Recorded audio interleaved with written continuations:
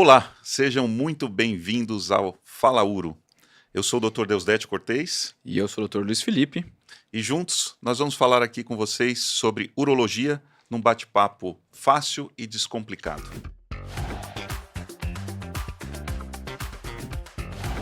E não se esqueçam que a gente quer demais ler aqui a sua pergunta, a gente quer tirar sua dúvida. Não esqueçam de acessar o nosso Instagram, tá? O falauro_podcast. Mande sua pergunta, preencha a caixinha e a gente vai ter o maior prazer em respondê-los. Falando em pergunta, Luiz, o episódio de agora que a gente vai fazer é exatamente baseado numa pergunta. Sim. Que é uma Pergunta da nossa plateia. Isso, dos nossos ouvintes. Check-ups masculinos. Sim. Quando e por que o homem deve fazer um check-up urológico, Luiz? Sempre, né? Porque ele é um ser humano, né? Sem dúvida, né?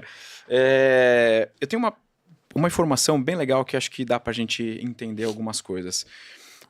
Existiu uma época que as pessoas começaram a relacionar paciente que fazia vasectomia tinha mais câncer de próstata. Uhum, Aí você fala, pô, será que a vasectomia é um risco para câncer de próstata? uhum. Quando na verdade você vai ler os estudos e ver como que aconteceu, né? Qual a idade que você faz vasectomia normalmente? Uns 40 anos, por aí, tá com 2 filhos, tudo tranquilo. Na Então você média, faz né? na média, isso daí. Às vezes menos, às vezes mais. Tá com 2 filhos, só que o que acontece? Os pacientes que faziam vasectomia, eles conheciam um urologista, porque ele foi indicado. A partir dali, ele passou a acompanhar com esse urologista. O que aconteceu? Ele começou a fazer exame. A partir do momento que ele começou a fazer exame, ele começou a diagnosticar mais. Uhum. Então, na verdade, quando você lê o estudo a fundo e você estuda os estudos, você vê que a relação não é porque a vasectomia gera câncer de próstata, Uhum. mas a vasectomia traz o paciente ao urologista. Então, a gente acaba diagnosticando um pouquinho mais. Porque aí entra a nossa sequência de conversa, né? Qual que é a diferença ali do homem e da mulher em relação a esse check-up? Por que o homem tem que esperar uma vasectomia, ou tem que esperar coçar, arder, doer ou cair, para procurar um médico, enquanto que a mulher já faz tudo bonitinho? Por sinal, ela que geralmente agenda a consulta do marido, do pai, do filho. Eu acho que cultural, né? é uma discussão interessante. Eu costumo dizer, Luiz, que assim, esse momento aí que você falou do teu paciente da vasectomia, que vai fazer, é o momento do link. Isso. Então, para o homem e para a mulher existe um momento do link muito claro. É quando ela tem a primeira menstruação. Então, na primeira menstruação, é um momento diferente da vida dela, que ela precisa de uma orientação profissional. E ela vai ao ginecologista. Então, esse é o momento do link da mulher.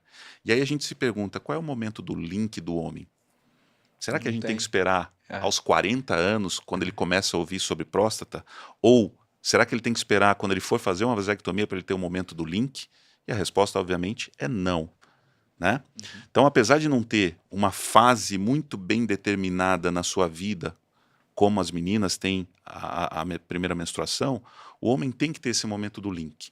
O que a gente sugere é que esse momento do link seja assim, um pouquinho antes do início da sua vida sexual, da vida sexual ativa. Né? Para quê? Para que ele entenda, para que ele tenha orientação de fontes seguras em relação a como se comportar. Eu acho que esse é o primeiro momento do link que um homem tem que ter de consultas com o urologista. Perfeito. E ele não vai procurar isso daí sozinho. Primeiro por não ter essa compreensão da fase de vida dele, ele está na adolescência, ele não tem esse cuidado. Então isso tem que ser muito de orientação de pais e mães. É isso aí. Eu acho que tanto na preocupação sexual, né, no período perissexual, né, pós ou intrapuberdade ali, a gente consegue orientar doenças sexualmente transmissíveis, lesões penianas, coceiras, desenvolvimento, pilificação, tamanho de pênis, tamanho de testículo, será que está desenvolvendo bem? Será que ele não está ganhando muita, não tá engordando demais? Isso pode trazer problemas para ele no futuro. Eu acho que seria um momento onde o urologista passaria a ser o médico dele. E um link interessante que eu acho que seria legal é próprio assim, o dia que o pediatra dá adeus a ele, ali com final dos 11 anos, começo dos 12 anos, talvez o pediatra poderia indicar um uró. Perfeito. A partir de agora, é legal você Sim. acompanhar. Não é jogar, tá Pais, livre, vai, mães e vive, pediatras, meu né? filho. Então, exatamente. Pais, mães e Eu pediatras. acho que essa é a ideia. Saiu do pediatra para continuar acompanhando, poxa, passa com o urologista. Sim. Porque o urologista Sim. talvez ele englobe todo o resto. E óbvio, se tiver uma alteração hormonal, se tiver uma alteração pontual de alguma outra coisa, o uro vai indicar. Mas ele segue ali acompanhando. Não precisa ser aquele negócio de acompanhar todo ano, direitinho, porque não tem aquela coisa tão necessária, mas às vezes uma orientação do que pode vir a acontecer nesses anos da vida. Eu tenho um testemunho que assim, eu acho muito legal isso do consultório. Uhum. O paciente que já acompanha com você diz assim, doutor, meu paciente está com 15 anos, está começando... Desculpa. Meu filho está com 15 anos, está começando a ter uma namoradinha, tá com dúvidas. Se ele não for no urologista, se ele não for conversar com um profissional que possa orientar, ele vai aonde ele vai pegar essa informação? GPT, né? Entendeu? E ela não vem com uma curadoria, né? É isso A informação da internet, ela não vem com uma curadoria. A gente sabe que hoje em dia você coloca na internet lá, vou dar um exemplo simples. O que é tosse? Nunca vai vir um resfriado, uma gripe. Sempre vai vir câncer de pulmão, é tuberculose, né? É uma coisa super... É isso aí. Deixa já qualquer pessoa estressada. Hoje em dia, acho que, colocando em pontos mais atuais, né? Mas depende muito da forma como você pergunta. Sim. E se você for parar para pensar, a pessoa que está com um negócio novo, ela está estressada, ela está ansiosa, então ela vai perguntar de forma ansiosa. Então, às vezes, da forma como você faz o prompt ou faz a pergunta, você vai ter a resposta, né? Não estou preocupado, tossi demais, saiu um pouquinho de sangue, o que pode ser? Para Câncer prompts ansiosos, respostas ansiogênicas. É isso aí. Exatamente. Falando em ansiogênico, assim, a gente falou do início do como começar o check-up, né? Uhum. Mas tem uma coisa interessante que acontece na vida do adulto jovem que muita gente não sabe. E a gente que mexe com câncer, com oncologia, esse é um toque muito importante para o adulto jovem do sexo masculino. O que é, Luiz? Perfeito. Na verdade, é o câncer mais incidente do homem adulto jovem, né? Que é o câncer de testículo. Então, a gente vê bastante coisa, às vezes informação em TV sobre o Novembro Azul, do câncer de próstata, vê sobre o Outubro Rosa, do câncer de mama, mas a gente às vezes esquece de orientar o homem jovem sobre o câncer de testículo. E o diagnóstico é facílimo, basta você tocar o testículo. E com o movimento de encostar nos testículos, você consegue ver se tem um nódulo, se tem uma coisa endurecida. Poxa, se você tá lá, aquela consistência fibroelástica, né, que é uma consistência borrachoide, tá tudo ok. Agora, se você palpa e tem um treco duro, tem uma bolinha endurecida, uma bolinha de gude ali, opa, não é para ser bola de gude, né, que é aquela bolinha de... Hoje em dia nem sei se a pessoa conhece bola de gude, né, entrega idade, mas pode ser um câncer de testículo. Sim. E para ver como as pessoas às vezes não se preocupam, não se autoexaminam. Eu tenho um caso interessante do meu consultório, onde eu também ele foi lá para fazer, também foi fazer uma vasectomia no caso, e vou lá, eu sempre examino o paciente para palpar ali o deferente, para ver se vai ser fácil de palpar e tudo mais. Ele deitou ali, tô palpando, senti o testículo direito, o deferente direito, ok, fui pro esquerdo, nada. Cadê o Falei, testículo? cara, eu tô achando que você não tem testículo. Como assim, doutor? Mas tá aí, tá sempre... Quantos anos? Cara, devia ter uns 30 e poucos anos. Olha só. Uns 30 e poucos anos. E o cara não sabia, no final das contas, ele realmente não tinha um testículo.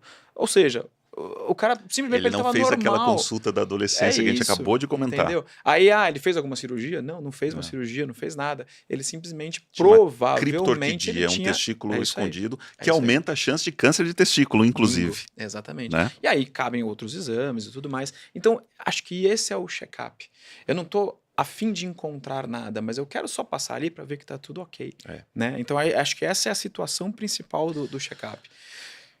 E do tumor de testículo, assim, além da falta desse conhecimento de fazer o autoexame, tem uma outra coisa, que é o medo. Sim. A gente vê isso. Sim. Então, assim, o menino tá lá, o adulto jovem tá lá, ele vê que o testículo aumentou.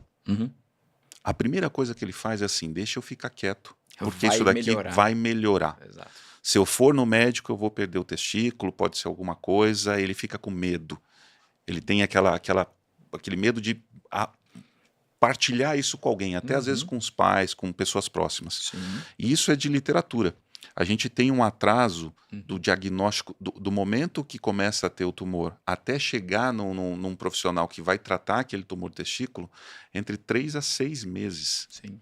Então, o paciente fica naquela coisa de vai melhorar, vai melhorar, vai melhorar e não melhora. Então, assim, tudo isso numa consulta inicial, no início da sua vida ali, na sua adolescência, vai ser muito proveitoso. Sim. Muito proveitoso. Nessa, Tomara nessa... que esse assunto chegue para o máximo, que seja replicado para o Sim. máximo de pessoas possível. E uma coisa super importante, que a depender do grau de evolução que você pega o tumor de testículo, ele é curável exclusivamente com a retirada. 95% seja só com retirada ou eventualmente uma isso aí. complementação com uma quimioterapia, Sim.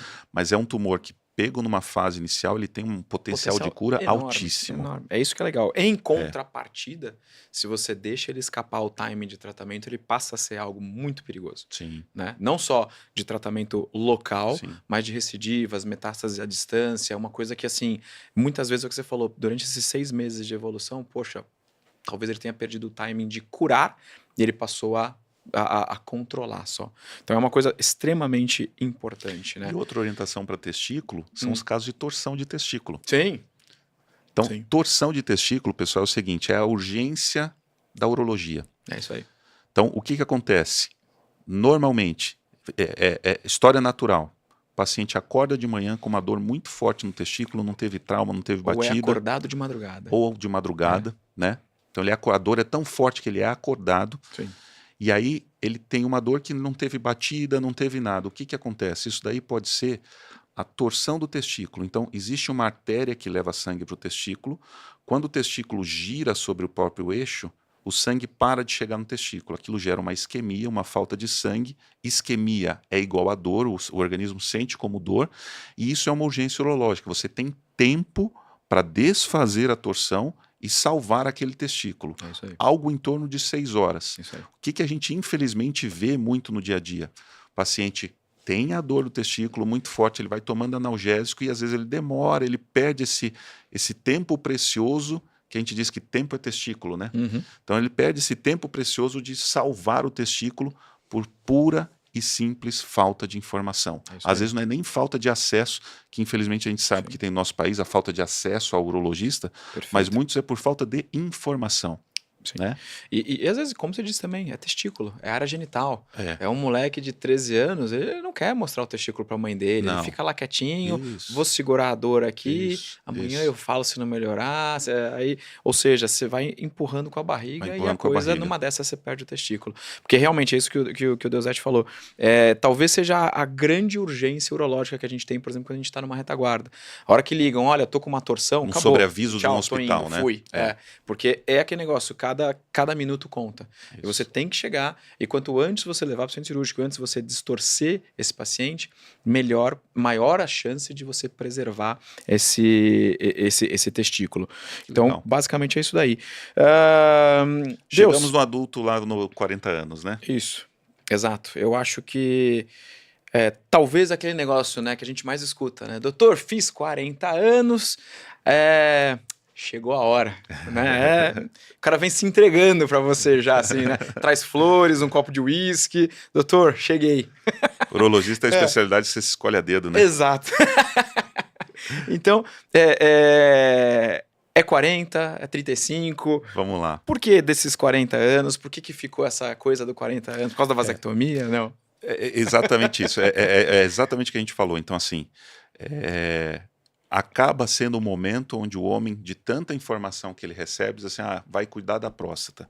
É isso. Como se cuidar da próstata tivesse que começar aos 40, né? Isso, Você tem que começar... pessoal. A gente vê paciente com prostatite, que não tem nada a ver com câncer de próstata, mas com prostatite por infecções urinárias com 20, com 30 anos. Uhum. Então, a próstata não começa a dar problema aos 40, ela pode dar problema antes. Mas vamos falar especificamente aí desses pacientes em relação ao câncer de próstata, né? Isso. Eu sempre falo, a gente tem a campanha do Novembro Azul, que é muito divulgada, veio lá do exterior, do Movember, que era a história do mustache, em novembro, na Austrália.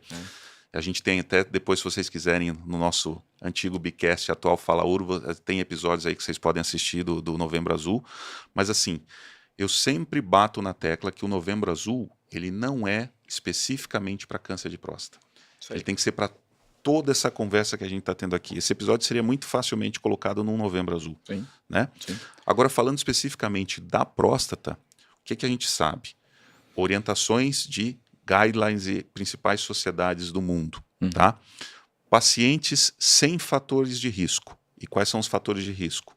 Afrodescendentes, parentes em primeiro ou segundo grau com câncer de próstata. E hoje em dia até a gente coloca aí não tanto fator de risco, mas a obesidade para todos os tipos de tumores, né? Sim. Mas vamos ficar nesses dois, né? Os afrodescendentes que costumam ter tumores mais precoces, mais agressivos, e aqueles pacientes que têm aí hereditariedade envolvida, né?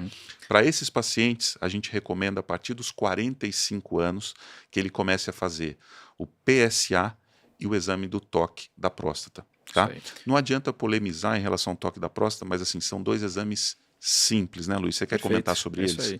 Isso aí. Eu acho que é legal, assim, que todo mundo fala assim, é com 40, é com 45, é com 50. Existem os guidelines que são guias. Da mesma forma como você vai usar o Waze para chegar na padaria, você pode ir no reto, como você pode pegar diversos outros caminhos. Então, às vezes, esse caminho e esse caminho estão fechados, então eu sou obrigado a pegar esse caminho. Mas eu sei que através do guideline eu tenho que chegar lá. Então, o guideline ele fala isso daí, realmente. Só que nada mais importante do que individualizar cada paciente. Então, exemplos. Eu tenho um paciente meu que eu já faço toque retal nele desde os 32 anos. Você fala assim, pô, por quê? Né? Não vou passar com esse médico, é muito cedo. Não, ele teve o pai dele teve câncer de próstata com 42. O avô faleceu de câncer de próstata. Ele não tinha idade, se não me engano era idade mais pra frente mesmo. Mas se o avô teve, o pai foi diagnosticado com 42, não tem condições de eu esperar 45 para fazer. Então, eu conheci ele contando essa história com 32. Então, eu acompanho. Perfeito. Acompanho ele, fiz o toque. Agora, o toque, ele não necessariamente... Ele é um exame que deve ser feito de 6 em 6 meses sempre, uma vez por ano sempre. Você pode individualizar cada paciente de uma forma. Se eu estou fazendo paciente, eu tenho ali alguns fatores. Primeiro, obviamente, os riscos ao redor. Qual a idade que ele está agora? Se ele está com 60 e poucos anos, que seria a idade de maior incidência, em torno de entre 60 e 70, 65. Se ele tem diversos familiares, talvez seja um paciente que mereça ali o toque anual. Mas se o PSA dele está 0,6, que é um número super benigno, eu já fiz o toque este ano, ano que vem ele volta comigo, o PSA está 0,6 de novo, pô, vamos pular um ano esse PSA? Tudo bem? Tudo bem, tranquilo. É um paciente que já acompanha comigo, eu sei que ele vai voltar, ele não vai comer bola, então é possível. Tá? Não estou falando que é ou que não é. Tá? E aí a gente tem uma discussão muito interessante, né? Sobre ressonância magnética. Né? Aí eu queria a tua opinião também, depois falar sobre ressonância magnética também, mas vale a pena pular toque PSA e só fazer ressonância para todo mundo? É uma coisa maluca, né, isso daí, porque assim, a gente está falando de triagem. Quando você fala em câncer de próstata, ela é uma doença silenciosa, então ele não vai dar sintoma. Então o que a gente faz é busca ativa. E não existe, infelizmente, até hoje a gente não tem prevenção primária do câncer de próstata. Não tem nada que você faça no homem que diga assim, você não vai ter câncer de próstata. Isso a gente não tem na medicina. O que a gente faz é prevenção secundária. O que é uma prevenção secundária? É você prevenir as complicações. Se você faz um diagnóstico precoce, você tem muito mais chance de cura e prevenir complicações daquela doença avançada. Ponto. Perfeito. Isso é uma coisa que a gente tem que ter na cabeça. E a gente sabe que a doença avançada é ruim. Mas se a gente puder deixar de chegar lá, é muito melhor. Muitas vezes os estudos só falam em sobrevida, né? Isso. O paciente vai ter sobrevida, tanto. Só que assim, se você tiver uma sobrevida sem metástase óssea, é muito melhor do que você ter uma sobrevida sofrendo com metástase ósseas. Tomando 1000 remédios, né? Tendo dores, exato, e por aí vai. Exato. E aí, voltando no tema ressonância, a gente sabe o seguinte, realmente a ressonância é um exame hoje que ela evoluiu muito. É um exame de imagem que ajuda demais para fazer diagnóstico de câncer de próstata, para ver a parte anatômica da próstata, se esse tumor está restrito à próstata ou se ele está para fora da próstata, e definir se aquele paciente deve ser submetido a uma biópsia ou não. O que não pode acontecer é colocar a ressonância de próstata como triagem. E o que infelizmente a gente acaba vendo. Eu acabei de receber um paciente e até uma colega médica que a gente estava conversando e que assim, naquela coisa do, puxa, o amigo teve não sei o quê, pediram uma ressonância para ele. Uhum. PSA dele, Luiz, 0,3. Falei, olha, com esse PSA aí, vai Muito ser talvez o difícil. primeiro que eu veja na vida com tumor de próstata, mas tudo bem. Segue. Veio a ressonância, É. PIRADS 4, ou seja, suspeita de tumor de próstata, Quantos anos? 38. E aí você diz assim, o que eu faço? Entra toda aquela questão da ansiedade do isso aí. paciente e tal. Você tirou algumas noites de sono desse Senta paciente. senta com o radiologista, revê. Não, gente, o que ele teve foi uma prostatite. Isso daqui é uma consequência de uma prostatite, é um falso diagnóstico em relação a câncer de próstata. Então a gente livrou ele de uma biópsia prostática. Perfeito. Tá? Só que assim, é exatamente para colocar que o exame é excelente, só que a indicação dele tem que ser precisa. Ele não entra na triagem. Então a triagem é PSA e toque. Se você tiver alguma suspeita, um PSA mais alto, uma velocidade de crescimento do PSA mais alto, ou no toque, uma área suspeita endurecida, esse paciente, talvez antes de ir para uma biópsia direto, vai para a ressonância. Talvez até não, porque, hoje com certeza se tiver condições, né? Se tiver condições. Eu não digo todos, porque assim... Porque tem lugar que não dá. Tem lugar que você não consegue pedir ressonância para todo mundo. Mas assim, a boa medicina, dentro de todas as condições possíveis, esse paciente ele vai precisar de uma ressonância. Até porque nós somos cirurgiões. Concordo. Se você vai fazer uma cirurgia, é interessante você conhecer a doença, a parte anatômica dela. Perfeito. E você estuda não só o risco, mas você estuda também como é que está a doença ali, para você ver se está pegando nervo, se não está pegando nervo, e para se preparar melhor para um procedimento também, né? Exato.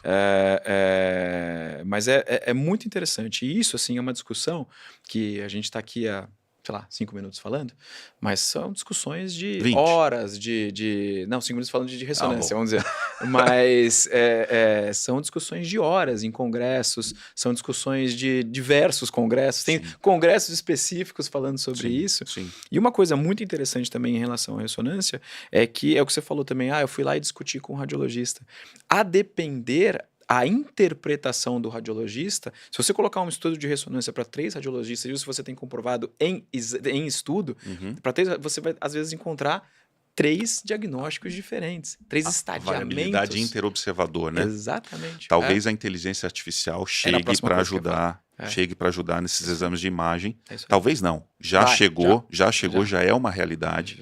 Né? Exato. Então, obviamente que a interação máquina e ser humano é sempre a melhor, mas que a máquina vai ajudar muito nisso daí, não tenha dúvida. Sem dúvida. Né? Então, fechando a parte de diagnóstico, fechando a parte de um check-up de próstata, o exame de toque é obrigatório para todo mundo?